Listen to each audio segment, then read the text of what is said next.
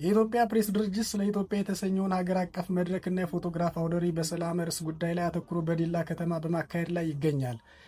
ኢትዮጵያ እያሸነፈች ትሻገራለች በሚል መሪ ቃል የሚታወቀው ስለ ኢትዮጵያ መድረኮች በመጀመሪያው ምዕራፍ 14 መድረኮች በ14 ከተሞች፣ በሁለተኛው ምዕራፍ ደግሞ 7 መድረኮች በ6 ከተሞች ላይ በድምሩ 21 መድረኮች በተካሄደው በስኬት ተጠናቀዋል።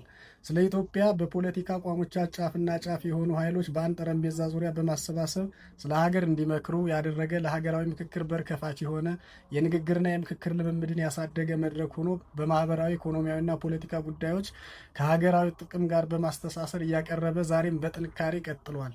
የምዕራፍ 3 ስለ ኢትዮጵያ የመጀመሪያው መድረክ ደግሞ ሰላም ለኢትዮጵያ ማንሰራራት በሚል መሪ ቃል ዛሬ ጥቅምት 15 2018 ዓ.ም በዲላ ከተማ እየተካሄደ ይገኛል። አቶ መሳፍንት ተፈራ የኢትዮጵያ ፕሬስ ድርጅት ዋና ስራ አስፈጻሚ ስለ ኢትዮጵያ የተሰኘው ውይይት መድረክ ከጀመረ 4 ዓመታት ማስቆጠሩን አስታውሰው ባለፉት ዓመታት የተለያዩ አመለካከት ያላቸው ወገኖች በኢኮኖሚ ማህበራዊና ፖለቲካዊ ጉዳዮች ላይ ስለ ኢትዮጵያ ብለው መምከራቸው በዚህ የትርክት ለውጥ ለማምጣትና አዲስ ትርክት ለመገንባት አስተዋጽኦ ማድረጉን ተናግረዋል። በዛሬው ዕለት የተጀመረው 3ኛው ዙር የውይይት መድረክ በሰላም ጉዳይ በዲላ ከተማ ማካሄድ መጀመሩን አውስተው ሰላም፣ አብሮነት የሁሉም ጉዳይ መሰረት መሆኑን ጠቅሰዋል። በመድረኩ ላይ የፌዴራልና የክልል ባለስልጣናት፣ አባገዳዎች፣ የሀገር ሽማግሌዎችና ታዋቂ ሰዎችና ጥሪ የተደረገላቸው እንግዶች ተገኝተዋል።